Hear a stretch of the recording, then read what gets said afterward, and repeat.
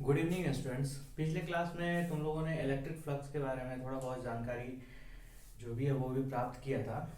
और इस क्लास में हम इलेक्ट्रिक फ्लक्स के बारे में पूरा डिटेल में पढ़ेंगे और क्या होता है हम उसको देखते हैं। इलेक्ट्रिक फ्लक्स, इलेक्ट्रिक फ्लक्स देखो इसको ना इस सिंबल से हम लिखते हैं, ठीक है। इसको हम इलेक्ट्रिक फ्लक्स को हम जो फाई सिंबल है इससे हम डिनोट करते हैं। क्लियर हुआ? अब देखो जैसे कि मान लो कि ये हमारा इलेक्ट्रिक फील्ड लाइंस है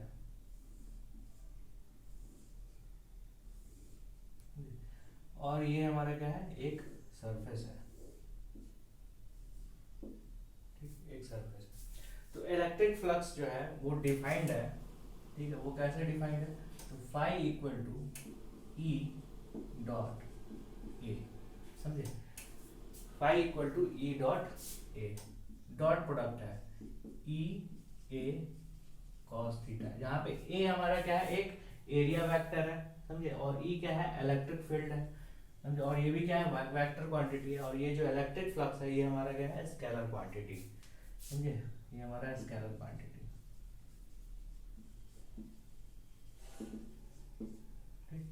अब देखो जैसे बुक में दे रखा है उसको हम देखेंगे। तो ये जो है, ये जो एरिया है इसको हम मान लेते हैं कि ये एक स्मॉल एरिया है डेल्टा एस, समझे, और इसके जस्ट, इस एरिया के जस्ट नॉर्मल, ठीक है, ठीक है, ये हमारा है एक वेक्टर, ठीक है, जिसको हम क्या बोलेंगे, एरिया वेक्टर हम इसको बोलते हैं, समझे, इसको क्या बोलते हैं, एरिया वेक्टर। अब ये जो है ना, इसका जो डायरेक्शन है वो एन कैप से डिनोटेड है, ठीक है, एन कैप से डिनोटेड है। अब इलेक्ट्रिक फील्ड वेक्टर जो है, ठीक है, इलेक्ट्रिक फील्ड जो है वो उसका डायरेक्शन क्या है, इधर की तरफ है, समझे। तो यहाँ पे जो फ्लक्स होगा, ठीक है, यहाँ पे जो इलेक्ट्रिक फ्लक्स होगा वो क्या होगा, स्मॉल फ्लक्स होगा। स्मॉल फ्लक्स को हम इस तरीके से डिनोट करेंगे, डेल्टा फाई। क्यों ऐसा हम कह रहे हैं? क्योंकि ये जो है एरिया हम क्या लिए हैं, स्मॉल एरिया ले रखे हैं। अब देखो यहाँ पे E डेल्टा एस, और इसको हम ऐसे भी डिनोट करेंगे E delta S cos theta, जहां पे थीटा क्या होगा, तो थीटा जो है angle, angle between, angle between किसमें, तो electric field E and N, इसके बीच का जो एंगल है, ठीक है, किसके बीच का, तो इलेक्ट्रिक फील्ड और जो इलेक्ट्रिक फील्ड का जो डायरेक्शन है और जो एरिया वेक्टर है, समझे, एरिया वेक्टर है उसके बीच का एंगल है।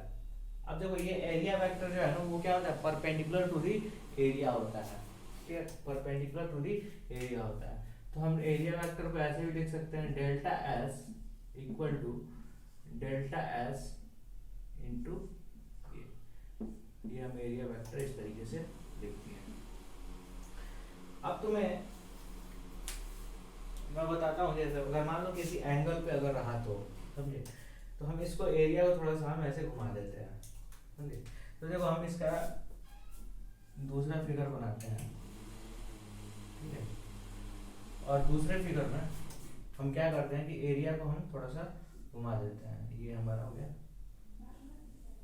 समझे, एरिया हमारा क्या हो गया, घूम गया।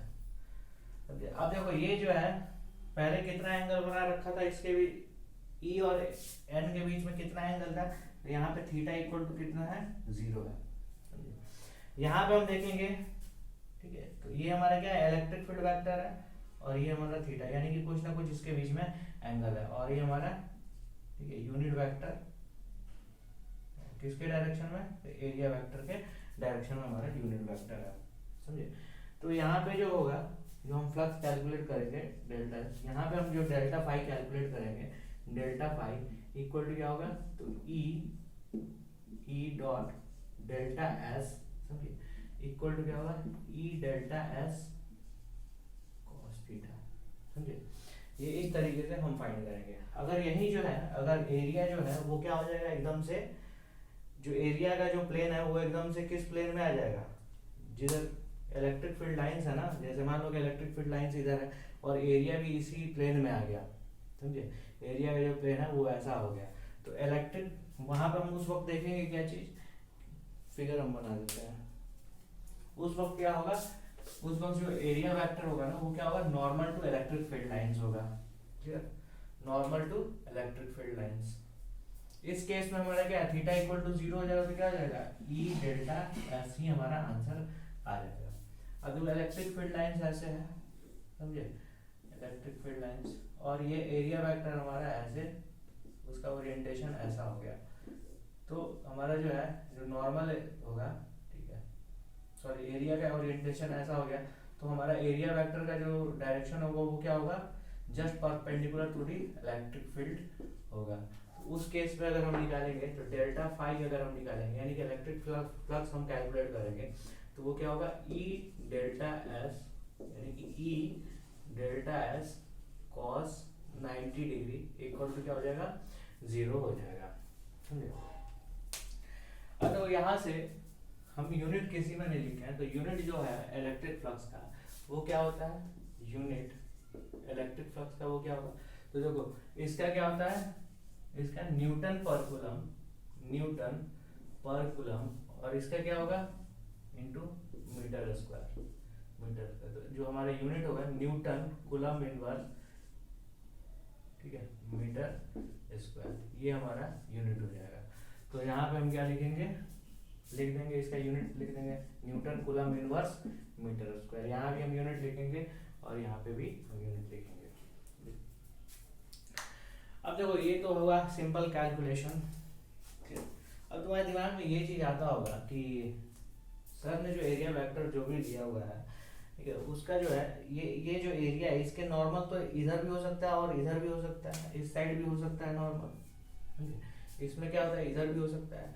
तो अब हम देखेंगे कि यहाँ पे इलेक्ट्रिक फील्ड का डायरेक्शन ये है और ये इससे ये इतना एंगल बना रहा है, समझे, इलेक्ट्रिक फील्ड का डायरेक्शन ये है और एंगल जो है ये इतना बना रहा है।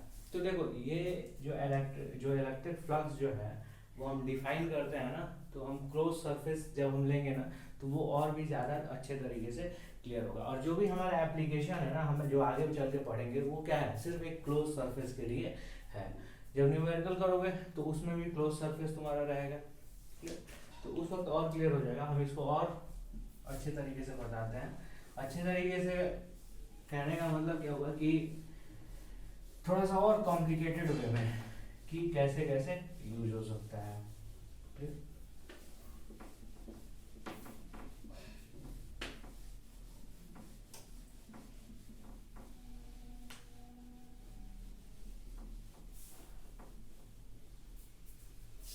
अब देखो जो इलेक्ट्रिक फ्लक्स है ना,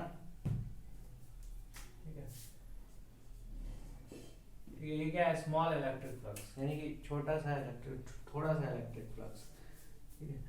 तो ये जो इलेक्ट्रिक फ्लक्स है वो डायरेक्टली प्रोपोर्शनल होता है, डेल्टा फाई जो है वो डायरेक्टली प्रोपोर्शनल होता है number of electric field lines, electric field lines, ठीक है, number of electric field lines के प्रोपोर्शनल होता है। या फिर हम ऐसे भी कह सकते हैं कि जो इलेक्ट्रिक फ्लक्स है वो प्रोपोर्शनल होता है इलेक्ट्रिक फील्ड स्ट्रेंथ के, समझे, वो प्रोपोर्शनल होता है इलेक्ट्रिक फील्ड स्ट्रेंथ के, क्लियर।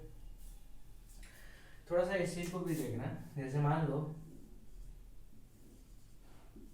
यहाँ पे है एक सरफेस, देखो ये इसको हम एक्सटेंड करते हैं,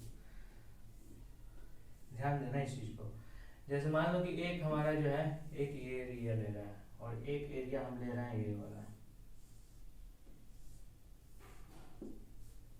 समझे, ये एरिया हम ले रहे हैं, फिर ध्यान देना इस चीज को, बहुत ही इंपॉर्टेंट है, समझे, ध्यान नहीं दोगे समझ में नहीं आएगा। तो देखो दोनों एरिया का जो है, दोनों एरिया हमारा मान लेते हैं डेल्टा एस है, दोनों एरिया हमारा क्या है, डेल्टा एस है, क्लियर। अब यहाँ पे हम देखेंगे कि जो एरिया वेक्टर होगा वो किस डायरेक्शन में है, तो इलेक्ट्रिक फील्ड के डायरेक्शन में है, और यहाँ पे एरिया जो वेक्टर है वो कहाँ है, इलेक्ट्रिक फील्ड के जस्ट परपेंडिकुलर है, समझे, ये हमारा एरिया वेक्टर जस्ट परपेंडिकुलर। तो इस दोनों केस में अगर हमें इलेक्ट्रिक फील्ड फाइंड करना होगा, सॉरी इस दोनों केस में हम इलेक्ट्रिक फ्लक्स फाइंड करेंगे तो क्या होगा, समझिए, तो हम दोनों कैलकुलेट करते हैं और कैलकुलेट करके देखेंगे। ठीक, तो दोनों केस में हम कैलकुलेट करेंगे तो हमें पता है कि इस केस में जब हम कैलकुलेट करेंगे तो डेल्टा फाई जो है वो कितना आ जाएगा, तो ई डेल्टा ऐसा आएगा। कॉस थीटा हमारा कितना हो जाएगा, कॉस जीरो, या फिर ये डायरेक्ट हम ऐसे कैलकुलेट करें कॉस जीरो, ये कितना हो जाएगा, ई डेल्टा ऐसा आ जाएगा। जब हम सेकेंड वाले केस में हम कैलकुलेट करेंगे तो डेल्टा फाई इक्वल टू क्या हो जाएगा, ई डेल्टा एस कॉस 90 डिग्री, यानी कि ये क्या हो जाएगा, जीरो हो जाएगा। अब देखो ये जो एरिया का जो ओरिएंटेशन है ना, ठीक, इसको हम देख रहे हैं। अब इससे हमें क्या पता चलता है, ये जो दो इंफॉर्मेशन मिला है इससे हमें क्या पता चलता है, समझे। तो इससे हमें ये पता चलता है कि इस पॉइंट पे, ठीक, इस पॉइंट पे इलेक्ट्रिक फ्लक्स हमारा जो है वो मैक्सिमम है। क्लियर, इलेक्ट्रिक फ्लक्स हमारा क्या है, वो मैक्सिमम है। और इस पॉइंट पे जो है इलेक्ट्रिक फ्लक्स हमारा जो है वो कितना है, जीरो है। हम ऐसा कह सकते हैं, ठीक, हम ऐसा कह सकते हैं। लेकिन हमें इसके साथ साथ ओरिएंटेशन भी देखना होगा। अगर ओरिएंटेशन हम नहीं देख रहे हैं तो कहने का कोई मतलब नहीं बनता है। ध्यान से देखो, इस वक्त हम सरफेस का ओरिएंटेशन अगर देख रहे हैं, इसी सरफेस को अगर हम घुमा देंगे ना तो इसी पॉइंट पे हमारा इलेक्ट्रिक फ्लक्स कितना हो जाएगा, डेल्टा फाई इक्वल टू कुछ ना कुछ हो जाएगा। अब इलेक्ट्रिक फ्लक्स का ओरिजिनल मीनिंग क्या होता है हम तो बताते हैं, ठीक। तो इसको जानने के लिए हमें ये देखो, ये देखना पड़ेगा यहाँ पे क्या है, इलेक्ट्रिक फ्लक्स हमारा क्या है, इस सरफेस के थ्रू क्या है, मैक्सिमम है। अब देखो इलेक्ट्रिक फील्ड यहाँ पे और यहाँ पे, देखो यूनिफॉर्म इलेक्ट्रिक फील्ड है ना, इलेक्ट्रिक फील्ड यहाँ पे और यहाँ पे क्या है, सेम है, समझे। जो इलेक्ट्रिक फील्ड है दोनों जगह, कहाँ पे, दोनों जगह पे इलेक्ट्रिक फील्ड जो है वो सेम है। लेकिन इलेक्ट्रिक फ्लक्स का जो हम वैल्यू कैलकुलेट कर रहा है ना वो क्या हो जा रहा है, डिफरेंट हो जा रहा है। यानी कि यहाँ पे जीरो आ जा रहा है और यहाँ पे क्या हो जा रहा है, ई डेल्टा ऐसा आ जा रहा है, यानी कि maximum value of electric flux आ जा रहा है। अब ओरिएंटेशन का कहने का क्या मतलब हुआ, ठीक, ओरिएंटेशन जो है उसका कहने का मतलब क्या हुआ, तो हम कह सकते हैं यहाँ पे इलेक्ट्रिक फ्लक्स जीरो हो रहा है अगर ओरिएंटेशन ऐसा है। तो हम, मेरे दिमाग में एक चीज आ रहा है ना कि इस डायरेक्शन में, यानी कि इस सरफेस के परपेंडिकुलर कोई भी इलेक्ट्रिक फील्ड नहीं है, समझे। लेकिन देखो यहाँ पे क्या है, इसके परपेंडिकुलर इलेक्ट्रिक फील्ड है कि नहीं। लेकिन यहाँ पे देखो इसके परपेंडिकुलर कोई भी इलेक्ट्रिक फील्ड नहीं है, ठीक है। तो एक तरीके से हमें डायरेक्शन का भी बोध हो गया ना। हमें डायरेक्शन का क्या बोध हुआ कि यहाँ पे हमारा जो है इलेक्ट्रिक फ्लक्स जीरो है और ओरिएंटेशन अगर हमारा इस तरीके से, यानी कि एन का ओरिएंटेशन हमारा क्या है, ऊपर की तरफ है, समझे। और हमारा इलेक्ट्रिक फ्लक्स जीरो आ रहा है, इसका कहने का मतलब क्या हुआ कि इलेक्ट्रिक फील्ड जो है ऊपर के डायरेक्शन में नहीं है यहाँ पे, समझे। अब देखो यहाँ पे देखो, यहीं पे देखो, हम कह सकते हैं ना कि इलेक्ट्रिक फील्ड का जो डायरेक्शन है वो इधर की तरफ है, कुछ ना कुछ है। क्लियर। तो इसी तरीके से हम किसी एंगल पे भी अगर हम देखते हैं ना तो उसका भी हमें मीनिंग एग्जैक्टली पता होना चाहिए कि हम क्या कहना चाहते हैं। ध्यान देना इस दोनों चीज पे। देखो इलेक्ट्रिक फ्लक्स यहाँ पे हम फिर से रिपीट कर रहे हैं, इलेक्ट्रिक फ्लक्स यहाँ पे कितना है, यहाँ पे मैक्सिमम है और यहाँ पे जीरो है। तो ओरिएंटेशन पे डिपेंड कर रहा है, यानी कि एक सरफेस है, ठीक, और यहाँ भी एक सरफेस है। इस सरफेस के थ्रू इलेक्ट्रिक फ्लक्स मैक्सिमम है। कहने का मतलब क्या है कि इलेक्ट्रिक फील्ड का डायरेक्शन जो है वो क्या है, एकदम perpendicular to the this surface है। लेकिन यहाँ पे क्या है, जीरो है, यानी कि जो इलेक्ट्रिक फील्ड का जो डायरेक्शन है ना इसके परपेंडिकुलर, ठीक, वो है ही नहीं, यानी कि वो जीरो है, समझे। अब देखो हम एक एग्जांपल और देते हैं। जैसे मान लो कि ये हमारा हाथ है, समझे, ये हाथ है। अब इलेक्ट्रिक फ्लक्स इसके थ्रू जीरो हो गया, समझे, इसके थ्रू इलेक्ट्रिक फ्लक्स जीरो हो गया, यानी कि यहाँ पे जो एरिया वेक्टर है वो उसका डायरेक्शन हम ये मानते हैं। डायरेक्शन बाद में देखो परपेंडिकुलर डायरेक्शन ना इधर भी हो सकता है और इधर भी हो सकता है, लेकिन जब हम क्लोज सरफेस के लिए लेंगे ना तब उस वक्त हम तुमको ये चीज क्लियर कर देंगे।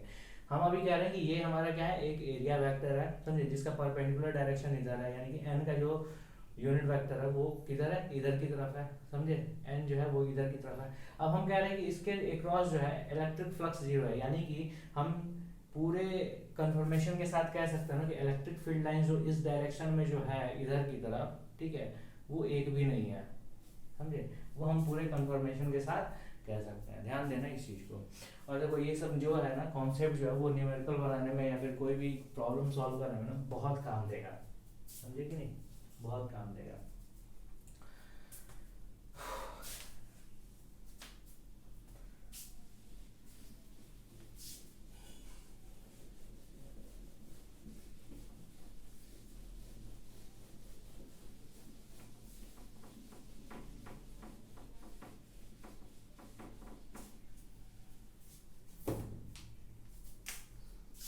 हम बोल रहे हैं कि इलेक्ट्रिक फ्लक्स, ये हम 2 डायमेंशनल फिगर ले रहे हैं, समझे, 2 डायमेंशनल फिगर है, समझे, एक ये क्या है, एक प्लेन है, समझे, लेकिन हम क्या किए हैं, सिर्फ 2 डायमेंशनल हम लिए हैं, यानी कि सिर्फ एक शीट की तरह हम साइड से हम देख रहे हैं, साइड व्यू है। अब इलेक्ट्रिक फ्लक्स इसके थ्रू जीरो है, समझे, इस सरफेस के थ्रू इलेक्ट्रिक फ्लक्स जो है, इलेक्ट्रिक फ्लक्स वो क्या है, इक्वल टू जीरो है। यानी कि हम कह सकते हैं कि कुछ भी हो जाए, इस डायरेक्शन में हमारा इलेक्ट्रिक फील्ड नहीं है, ऐसा हम कह सकते हैं ना।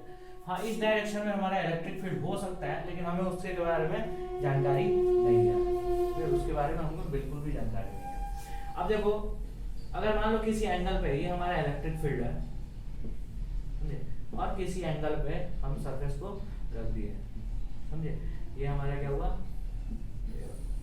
अब देखो यहाँ पे हम इलेक्ट्रिक फ्लक्स जब कैलकुलेट करेंगे ना, यहाँ पे, तो इसके बीच में कितना एंगल है, ई और एन के बीच में जो है एंगल हम मान लेते हैं थीटा है। तो इलेक्ट्रिक फ्लक्स हम कैलकुलेट करके अगर हम ला रहे हैं तो वो क्या है, ई डेल्टा एस, ठीक है, delta S into cos theta, यानी कि कुछ ना कुछ वैल्यू आएगा ना, डेल्टा एस कॉस थीटा का कुछ ना कुछ वैल्यू आएगा यहाँ पे।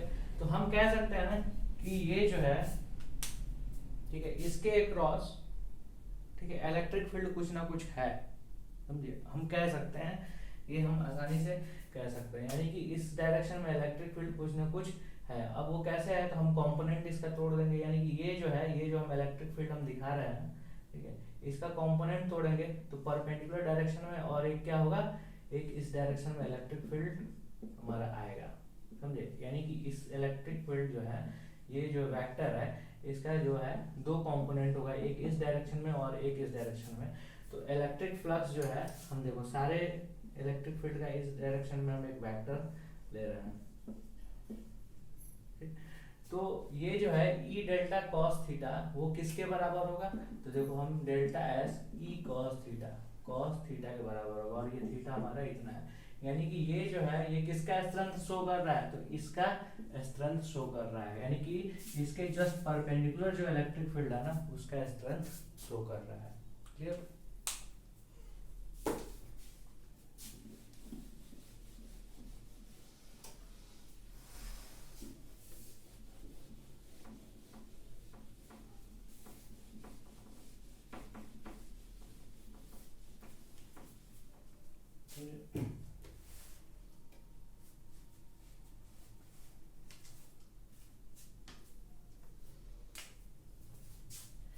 एरिया वेक्टर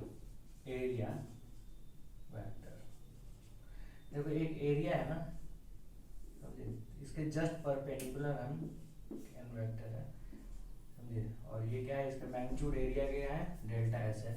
तो एरिया वेक्टर जो डिफाइंड है वो कैसे है, डेल्टा एस टू एन, ये हमारा एरिया वेक्टर इस तरीके से डिफाइंड है, समझे कि नहीं। अब देखो थोड़ा सा और हम इसको एक्सप्लेन करते हैं आगे। जैसे मान लो कि एक क्लोज सरफेस है, समझे, एक क्लोज सरफेस है, ये हमारा क्या हो गया, एक क्लोज सरफेस हो गया, इसके अंदर में चार्ज है, इसके अंदर में क्या है, चार्ज है, समझे। अब हम कहेंगे कि ये चार्ज जो है वो क्या होगा, वो इस चार्ज से, ये पॉजिटिव चार्ज है अगर हम मान लेते हैं, तो इसके ये जो है इलेक्ट्रिक फील्ड लाइंस यहाँ पे ड्रॉ करेंगे ना, ठीक है, और वो क्या होगा, रेडियली आउटवर्ड होगा, इलेक्ट्रिक फील्ड लाइंस जो है वो क्या होगा, रेडियली आउटवर्ड होगा,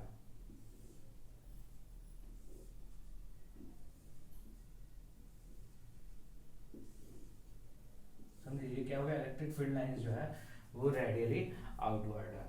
ठीक है, अब देखो, अगर ये जो चार्ज है, ठीक है, ये डिस्टेंस अगर ज्यादा है, ठीक है, यहाँ से इसका डिस्टेंस अगर ज्यादा है, तो इलेक्ट्रिक फील्ड का जो स्ट्रेंथ होगा, ठीक है, और इसका जो है यहाँ पे इसका डिस्टेंस कम है, ठीक है, देखो इसका डिस्टेंस कम है और इसका डिस्टेंस ज्यादा है, तो इलेक्ट्रिक फील्ड का जो स्ट्रेंथ होगा यहाँ पे और इस पॉइंट पे दोनों डिफरेंट होगा, और हम कह सकते हैं कि जिसका डिस्टेंस अगर नजदीक होगा, यहाँ पे क्या होगा, इलेक्ट्रिक फील्ड का स्ट्रेंथ क्या होगा, ज्यादा होगा, और यहाँ पे कम होगा, यानी कि इलेक्ट्रिक फील्ड का स्ट्रेंथ जो है ना, इस पूरे सरफेस पे क्या होगा, वो डिफरेंट डिफरेंट होगा, समझे। लेकिन अगर हम इसकी बात करें कि electric flux through the surface क्या होगा, यानी कि total electric flux through the surface क्या होगा, तो यहाँ पे हमें कैलकुलेट करना थोड़ा मुश्किल हो जाएगा। कैसे मुश्किल होगा, तो देखो हम यहाँ पे अगर मान लो कि एक सरफेस हम ले लेते हैं, ठीक है, यहाँ पे ये एक स्फीयर, ये सरफेस है, यानी कि एक 3D में सरफेस है, ये मत समझ लेना कि 2D में है, समझे। एक 3D में सरफेस है, जैसे बलून को ना हम फुला के रख देंगे ना, तो बलून का जैसा सरफेस होता है ना, उसी तरीके का है। तो हम एक यहाँ पे सरफेस लेते हैं, कितना, डेल्टा एस हम लेते हैं, समझे। और ये डेल्टा एस लगभग क्या है, देखो बहुत छोटा सा अगर हम लेंगे, एक बलून के ऊपर एकदम छोटा सा सरफेस लेंगे तो क्या होगा, लगभग क्या होगा, वो प्लेन होगा ना। तो इसके क्रॉस जो है इलेक्ट्रिक फील्ड लाइंस जो है वो क्रॉस करेगा, ठीक है, इस सरफेस के थ्रू इलेक्ट्रिक फील्ड लाइंस जो है वो क्रॉस करेगा, क्लियर। अब जो इलेक्ट्रिक फील्ड लाइंस जो है वो क्रॉस कर रहा है, अब देखो ये जो सरफेस है, ठीक है, सरफेस का जो एरिया वेक्टर होगा, ये जो सरफेस है, समझे, इसका जो है एरिया हमारा क्या है, डेल्टा एस है, समझे। और एरिया वेक्टर का डायरेक्शन हमारा क्या है, ये है, यानी कि ये क्या होगा, आउटवर्ड नॉर्मल होगा, समझे। देखो डायरेक्शन हम क्या कर सकते हैं, इनसाइड नॉर्मल भी ले सकते हैं, लेकिन यहाँ पे क्या है ना, ये कंफ्यूजन दूर करने के लिए कि देखो एक एरिया है, जैसे ये हमारा क्या हो गया, एक हमारा एरिया हो गया, तो ये एरिया है, तो नॉर्मल इस पे हम दो तरीके से ड्रॉ कर सकते हैं, एक इधर ड्रॉ कर सकते हैं और एक इधर ड्रॉ कर सकते हैं। लेकिन हमें क्या लेना है, तो जब हम क्लोज सरफेस लेंगे ना, तो आउटवर्ड नॉर्मल हम लेंगे, जो भी एरिया वेक्टर लेंगे वो किधर की तरफ लेंगे, तो आउटवर्ड नॉर्मल लेंगे, समझ में आया। तो ये जो है वेक्टर, ये जो है परपेंडिकुलर होगा इस सरफेस के, समझे, परपेंडिकुलर होगा इस सरफेस के। और जो इलेक्ट्रिक फील्ड लाइन जो है वो निकल रहा है कि नहीं इधर से, समझे, इलेक्ट्रिक फील्ड लाइन जो है इस सरफेस से निकल रहा है, तो इस सरफेस के थ्रू हम इलेक्ट्रिक फ्लक्स कैलकुलेट कर सकते हैं इजीली। कैसे कैलकुलेट करेंगे, तो डेल्टा फाई इक्वल टू क्या हो जाएगा, तो डेल्टा फाई इक्वल टू क्या हो जाएगा, E into delta S, where delta S equal to क्या होगा, where delta S equal to क्या होगा, डेल्टा एस एन वेक्टर होगा, समझे कि नहीं। अब देखो हम यहाँ पे क्या निकालें कि electric flux through a small surface हम निकाल लिए, ठीक है, electric flux through a small surface हम निकाल लिए। अगर हमें total electric flux through this all surface अगर लेना है तो हम क्या करेंगे, तो देखो स्मॉल स्मॉल सरफेस तुम इसको टुकड़ों में बांट दोगे, स्मॉल स्मॉल सरफेस को है, ठीक है, इसको टुकड़ों में बांट दोगे, समझे। अब देखो हम टुकड़ों में क्यों बांटने के लिए कह रहे हैं, यहाँ पे जरूरत क्या पड़ गई यहाँ पे कि इसको टुकड़ों में बांटने के लिए कह रहे हैं, तो देखो यहाँ पे तुम देखोगे ना कि हम जो ये कैलकुलेट कर रहे हैं इसमें ना इलेक्ट्रिक फील्ड जो है, ये जो है ई हमारा कांस्टेंट हम ले रहे हैं, यानी कि ई हमारा वेरिएबल नहीं है। लेकिन अगर हम एक्चुअल में अगर देखेंगे ना यहाँ पे, ठीक, यहाँ पे कि इस पॉइंट से इलेक्ट्रिक फील्ड जो है, यहाँ पे इस पॉइंट पे इलेक्ट्रिक फील्ड डिफरेंट है और इस पॉइंट पे इलेक्ट्रिक फील्ड डिफरेंट है, यानी कि हर सरफेस पे जो इलेक्ट्रिक फील्ड होगा, ठीक है, इलेक्ट्रिक फील्ड का स्ट्रेंथ जो होगा अलग अलग सरफेस पे क्या होगा, डिफरेंट होगा। लेकिन हाँ अगर हम एकदम से स्मॉल अगर कोई एरिया लेते हैं ना, तो उस वक्त के लिए हम इलेक्ट्रिक फील्ड कांस्टेंट मान सकते हैं। जैसे मान लो कि बलून पे यहाँ का तुम एरिया ले लो, यहाँ का एरिया, तो यहाँ का एरिया लगभग क्या है, अगर बहुत छोटा सा अगर एरिया लेंगे तो लगभग क्या है, यहाँ से क्या होगा, सेम डिस्टेंस पे होगा ना, बहुत ही छोटा अगर हम एरिया लेते हैं तो यहाँ पे हमारा इलेक्ट्रिक फील्ड जो होगा वो क्या होगा, लगभग ये कांस्टेंट हो जाएगा, समझे। इलेक्ट्रिक फील्ड क्या होगा, लगभग कांस्टेंट हो जाएगा, समझे। तो हम इसके थ्रू फ्लक्स कैलकुलेट करेंगे, इसके थ्रू फ्लक्स कैलकुलेट करेंगे, इसके थ्रू फ्लक्स कैलकुलेट करेंगे, इसके थ्रू फ्लक्स कैलकुलेट करेंगे, और जो टोटल फ्लक्स होता है वो क्या होता है, टोटल फ्लक्स क्या होगा, तो पहला सरफेस के थ्रू हमारा जो फ्लक्स होगा इलेक्ट्रिक फ्लक्स, प्लस दूसरा सरफेस के थ्रू इलेक्ट्रिक फ्लक्स, प्लस तीसरा सरफेस के थ्रू इलेक्ट्रिक फ्लक्स, ठीक है, उसी तरीके से प्लस n सरफेस के थ्रू इलेक्ट्रिक फ्लक्स। हम इसका क्या करेंगे, अलजेब्रिक सम करेंगे, क्यों, क्योंकि ये हमारे क्या है, एक स्केलर क्वांटिटी है, तो हमें टोटल फ्लक्स आसानी से मिल जाएगा, समझे। अब टोटल फ्लक्स जो है वो कैलकुलेट करने की जरूरत क्या है, तो ये गॉस लॉ में तुम पढ़ोगे कि टोटल फ्लक्स कैलकुलेट करने की जरूरत क्या है। इसको एक और एग्जांपल से समझो। जैसे मान लो कि यहाँ पे हम एक एरिया वेक्टर ले रहे हैं, समझे, और यहाँ पे एरिया वेक्टर ले रहे हैं डेल्टा S1, और यहाँ पे हम एरिया वेक्टर ले रहे हैं डेल्टा S2, समझे। ये है हम एरिया वेक्टर ले रहे हैं, और ये क्या है, बहुत ही स्मॉल स्मॉल एरिया वेक्टर है। तो हम यहाँ पे देखेंगे इसके क्रॉस यानी कि इस पॉइंट पे, हर पॉइंट पे क्या है, इलेक्ट्रिक फील्ड क्या है, कांस्टेंट है, क्योंकि क्या है, लगभग नियरली इक्वल है। तो इलेक्ट्रिक फील्ड जो है हमारा क्या है, कांस्टेंट है। यहाँ पे क्या है, इलेक्ट्रिक फील्ड हमारा लगभग कांस्टेंट है, लेकिन इसका वैल्यू हमारा E1 है और इसका वैल्यू क्या है, E2 है। तो हम यहाँ पे अगर इसी तरीके से अगर हम टोटल फ्लक्स इसको और इसको मिला के अगर कैलकुलेट करें, तो टोटल फ्लक्स हमारा जो होगा, ठीक है, फाई जो होगा, फाई इक्वल टू क्या होगा, delta phi 1 plus delta phi 2। और उस वक्त हम क्या लिखेंगे, डेल्टा फाई 1 क्या होगा, तो delta phi 1 sorry E1 into delta S1, समझे, प्लस यहाँ पे क्या होगा, E2 इंटू डेल्टा S2, समझे। तो ऐसे हम फ्लक्स कैलकुलेट कर सकते हैं, ठीक है। इसी तरीके से क्या होगा, बहुत ढेर सारा सरफेस होगा ना, तो उसको हम ऐड करेंगे। अब देखो E1 जो है इलेक्ट्रिक फील्ड किस सरफेस के लिए कांस्टेंट है, यानी कि इस सरफेस के लिए हम कांस्टेंट हम लेके चलते हैं, मान के चलते हैं। E2 जो है वो किसके लिए कांस्टेंट है, तो इस सरफेस के लिए कांस्टेंट है। लेकिन E1 और E2 क्या है, अलग अलग है। S1 और S2 क्या है, वो अलग अलग है। अगर हम S1 S2 का जो साइज है अगर हम सेम ले लेते हैं, ठीक है, S1 और S2 का अगर हम साइज सेम ले लेते हैं, समझे, तो हम यहाँ पे, ठीक है, S1 और S2 का साइज सेम लेते हैं, तो हम सिर्फ मान लेते हैं कि ये क्या है, डेल्टा S है, समझे, ये क्या है, डेल्टा S है। अब देखो क्या यहाँ वाला जो एरिया वेक्टर है और यहाँ वाला जो एरिया वेक्टर है वो क्या होगा, वो सेम होगा, ठीक है। इस चीज को सोच के देखना, समझे। तो तुमको सर ये वेक्टर क्वांटिटी है, समझे, एरिया वेक्टर जो है वो क्या है, एक वेक्टर क्वांटिटी है। तो देखो इसका डायरेक्शन क्या होगा, इधर की तरफ, और इसका डायरेक्शन क्या होगा, इधर की तरफ, समझे कि नहीं। दोनों का डायरेक्शन क्या होगा, अलग अलग होगा, क्लियर। लेकिन हम इंडिविजुअली हम सरफेस यहाँ पे इलेक्ट्रिक फ्लक्स कैलकुलेट कर रहे हैं और यहाँ पे इलेक्ट्रिक फ्लक्स कैलकुलेट कर रहे हैं ना, तो उस वक्त हमें किससे मतलब है, तो उस वक्त हमें मतलब है कि इस सरफेस के परपेंडिकुलर क्या है, तो इस सरफेस के परपेंडिकुलर हम मान लेते हैं एन वेक्टर है। तो इस सरफेस के परपेंडिकुलर क्या होगा, तो यहाँ भी हम मानते हैं एन वेक्टर है, समझे। अब ये जो एन वेक्टर है ना, ये सरफेस के परपेंडिकुलर जो वेक्टर है उसकी हम बात कर रहे हैं। सरफेस के परपेंडिकुलर डायरेक्शन में जो यूनिट वेक्टर है उसकी हम बात कर रहे हैं। हमको इससे, इस सरफेस का जो परपेंडिकुलर वेक्टर है और इस सरफेस का जो परपेंडिकुलर वेक्टर है उससे हमें कोई मतलब नहीं है, यानी कि हम एक दूसरे से हम कंपेयर यहाँ पे नहीं करेंगे, समझे, एक दूसरे से हमें कंपेयर नहीं करना है, क्लियर हुआ।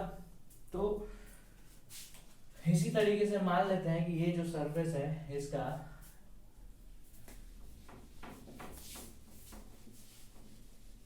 एन पार्ट है,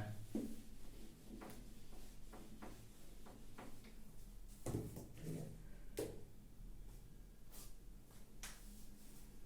हम क्या कहते हैं कि ये जो सरफेस है, ये टोटल सरफेस का, ठीक है, इसको हम एन पार्ट में, ठीक है, डिवाइड कर दिए, ठीक है, N number of small part में, N number of small part में हम क्या किए, इसको हम डिवाइड कर दिए, समझे।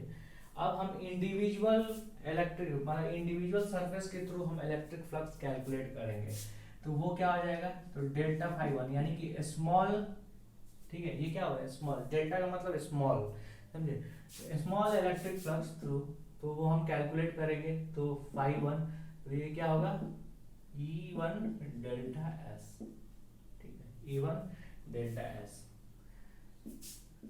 फाई 2 क्या होगा, E2, n number of small part, ठीक है, equal part E2 delta S। Phi 3 क्या होगा, E3 डेल्टा S, क्योंकि इलेक्ट्रिक फील्ड क्या होगा, हर सरफेस के थ्रू अलग अलग हो सकता है, सेम भी हो सकता है, समझे। E3 डेल्टा S, तो टोटल इलेक्ट्रिक फ्लक्स क्या होगा, तो वो होगा phi equal to phi 1 plus phi two plus क्या होगा फाई थ्री प्लस ऐसे ऐसे प्लस फाई एन। ठीक है, ये हमारा क्या हो गया, टोटल इलेक्ट्रिक फ्लक्स हो गया। समझे कि नहीं? अब जब हम इसको इस तरीके से भी लिख सकते हैं ना, summation delta phi i, sorry delta phi i, i equal to 1 से लेके आई इक्वल टू एन तक हम इस तरीके से भी हम इलेक्ट्रिक फ्लक्स को लिख सकते हैं। समझे? तो लिखने का अलग अलग तरीका है, एक और तरीका है, हम उसको दिखाते हैं तुमको।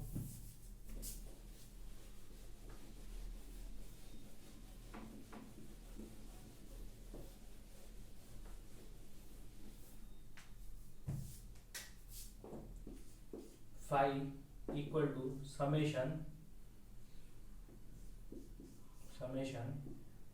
आई इक्वल टू, सॉरी समेशन ऐसे डायरेक्ट लिखो, ठीक है, ई डेल्टा एस, ठीक है, समेशन ई डेल्टा एस। समझे? तो इस तरीके से भी हम लिखते हैं। क्लियर? अब देखो ये जो हम यहाँ पे लिखे हुए हैं, ठीक, बुक में एक चीज दे रखा है कि ये जो है ना, ये डायरेक्ट इक्वल नहीं है, फाई ये क्या है, अप्रोक्सीमेटली इक्वल टू, ठीक है, ई डेल्टा एस, ऐसे दे रखा है। समझे? तो देखो ये अप्रोक्सीमेटली जो है equal to E delta S ऐसे इस वजह से दे रखा है क्योंकि क्या है, इलेक्ट्रिक फील्ड जो है ना, वो हम क्या करते हैं, अलग अलग जगह पे वो क्या है, वेरी कर रहा है। समझे? लेकिन एक सरफेस के थ्रू हम कांस्टेंट मान के चलते हैं, लेकिन जरूरी नहीं है कि वो सरफेस के थ्रू कांस्टेंट है। जैसे हम स्मॉल सरफेस जो ले रहे हैं ना, उसके थ्रू जो इलेक्ट्रिक फील्ड है वो क्या है, यूनिफॉर्म है कि नहीं है, कांस्टेंट है कि नहीं है, ये हमें एग्जैक्टली नहीं पता है। ठीक है, वो लगभग क्या होता है, कांस्टेंट होता है, लगभग कांस्टेंट होता है। तो इस वजह से हम यहाँ पे ये साइन लेके चले हैं। क्लियर हुआ? ये साइन लेके चले हैं। अब देखो अगर यहाँ पे अगर जो डेल्टा एस है, ठीक है, वो टेंस टू इंफिनिटी, ठीक है, जो डेल्टा एस है, नंबर ऑफ डेल्टा एस, यानी कि हम सरफेस को और स्मॉल करते जाएं, ठीक है, सरफेस को हम और स्मॉल करते जाएं तो डेल्टा एस क्या हो जाएगा, ds हो जाएगा। और जो ds नंबर ऑफ सरफेस है, नंबर ऑफ ds जो है वो क्या हो जाएगा, इंफिनिटी की अगर हम बात करते हैं। समझे? देखो ये स्टेटमेंट जो है सिर्फ समझाने के लिए है, ठीक है, तो इसको ध्यान मत देना। हम सिर्फ क्या कह रहे हैं कि अगर हम सरफेस को, जैसे मान लो कि एक बलून वाला जो सरफेस है उसको क्या किया, हम स्मॉल स्मॉल पार्ट में, ठीक है, डिवाइड किया, और स्मॉल स्मॉल पार्ट में डिवाइड करने के बाद से मान लो कि हमको, एक सेकेंड, ठीक है, जैसे मान लो कि हम जो बैलून है उसको, जैसे या फिर कोई भी सरफेस है उसको हम क्या किए, एन पार्ट में हम डिवाइड कर दिए। ठीक, एन पार्ट में डिवाइड कर दिए तो उसका जो है, जैसे मान लो कि ये सरफेस है, ठीक, इसको क्या किया तुम, एन पार्ट में डिवाइड किए हैं, यानी कि एक पार्टिकुलर पार्ट में डिवाइड कर दिया ऐसे ऐसे। तो 1 2 3 4 5 6 7 8 9 10 ऐसे करके होगा ना। तो जैसे मान लो कि n इक्वल टू हमारा 10 हो गया, n इक्वल टू 15 हो गया, तो तुम अपने पार्ट में डिवाइड करोगे। अब क्या करोगे ना, इसको, इस जो है, जो पार्ट है इसका क्या है, सबका जो है कुछ ना कुछ एरिया है ना, हम एरिया को और भी स्मॉल करते जाए, और भी स्मॉल करते जाए, और भी स्मॉल करेंगे तो एकदम से छोटा होगा, और भी छोटा होगा, और भी छोटा होगा। समझे? हम इतना स्मॉल करते एरिया कि जो n जो है ना वो क्या हो जाए, टेंस टू इंफिनिटी हो जाए। समझे? यानी कि जो छोटा छोटा छोटा छोटा जो पार्ट है उसका जो नंबर है ना वो क्या हो जाए, अनगिनत हो जाए। समझे?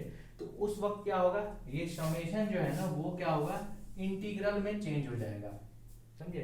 ये समेशन जो होगा वो किस में चेंज हो जाएगा, इंटीग्रल में चेंज हो जाएगा। और इंटीग्रेशन क्या होता है, समेशन ऑफ, ठीक है, इनफाइनाइट नंबर्स, ठीक है, समेशन ऑफ इनफाइनाइट नंबर्स, ठीक है, इसी को हम क्या कहते हैं, इंटीग्रेशन कहेंगे। तो ये क्या होगा, इंटीग्रेशन में चेंज हो जाएगा।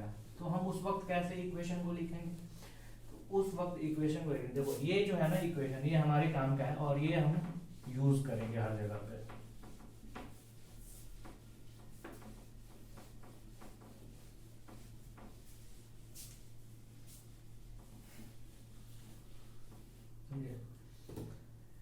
तो तो देखो यहाँ पे हम लिखेंगे phi equal to E delta S, sorry phi equal to E S, वैसे भी लिखते हैं, ठीक है। और ये क्या है, ये हमारा क्या है, टोटल सरफेस है, समझे, ये क्या है हमारा टोटल सरफेस है। फाई इक्वल टू समेशन, ठीक है, समेशन ई एस, हम ऐसे भी इसको हम लिख सकते हैं। अब ऐसे देखो, सॉरी ये एक second, delta phi equal to delta S ले लो, ठीक है, डेल्टा एस ले लो, और ये क्या हो जाएगा, सॉरी ये फाई इक्वल टू ऐसे ले लो, ठीक है। ये क्या है, ये क्या है, तो phi one phi two, delta phi one delta phi two, यानी कि small electric flux through the surface, ठीक है, small electric flux through the surface, पहला दूसरा तीसरा ऐसे करके है, ठीक है। अब देखो ये जो इक्वेशन है ना, हम इसको, ये हमारे स्टडी पर्पस से, यानी कि जो कैलकुलेशन के पर्पस से हम इसको यूज नहीं करते हैं, समझे। जो हम यूज करते हैं वो क्या है, तो देखो very small electric flux through a surface equal to क्या हो जाएगा, ई डी एस, समझे। अब ये क्या है, ds हमारा क्या है, बहुत ही स्मॉल हमारा सरफेस है, और उस बहुत ही स्मॉल जो हमारा सरफेस जो होगा ना, ठीक है, उसके अक्रॉस जो हमारा इलेक्ट्रिक फील्ड होगा वो क्या होगा, कांस्टेंट हम ले रहे हैं, समझे। उसके अक्रॉस जो है इलेक्ट्रिक फील्ड क्या है, वो हमारा कांस्टेंट है। तो टोटल इलेक्ट्रिक फ्लक्स हमारा क्या हो जाएगा, टोटल इलेक्ट्रिक फ्लक्स क्या हो जाएगा, इंटीग्रेशन डी फाई, ठीक है, integration d phi equal to क्या हो जाएगा, इंटीग्रेशन ई डी एस, समझे। और इसी को हम यूज करते हैं, इलेक्ट्रिक फील्ड को हम बाहर निकालेंगे और डी एस हम यूज करेंगे, समझे। ये हमारा होता है, ठीक है, फॉर्मूला। तो इसको हम यूज करेंगे, कैसे यूज करना है तो हम सारा कुछ तुमको बताएंगे। फॉर्मूला ये है नहीं, कॉन्सेप्ट समझ लो एक तरीके से, समझे। ये हमारा एक कॉन्सेप्ट है, क्लियर हुआ ये।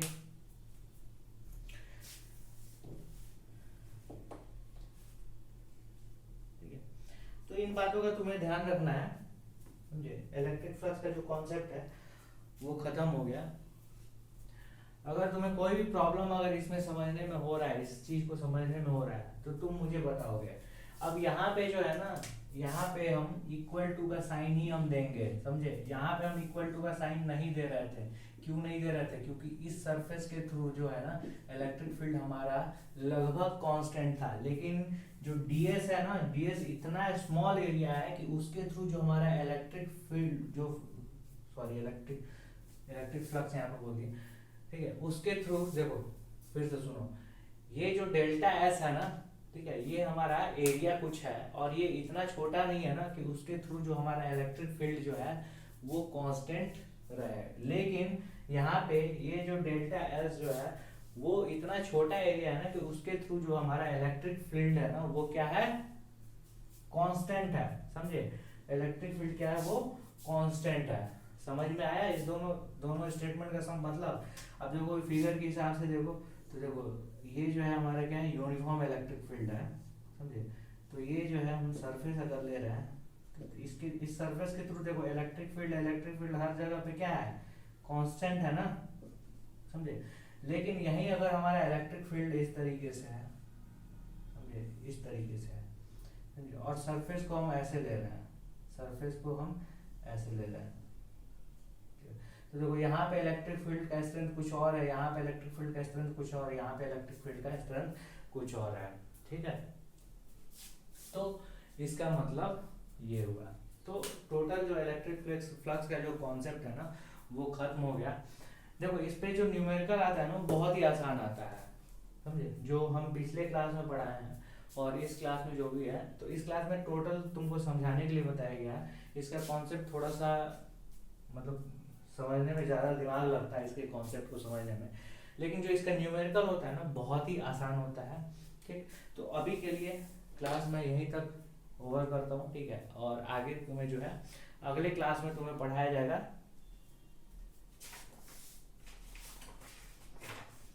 कंटिन्यूअस चार्ज डिस्ट्रीब्यूशन, ठीक है। तो अगले क्लास में कंटिन्यूअस चार्ज डिस्ट्रीब्यूशन, उसके बाद से गॉस लॉ हम पढ़ेंगे, क्लियर। Thank you.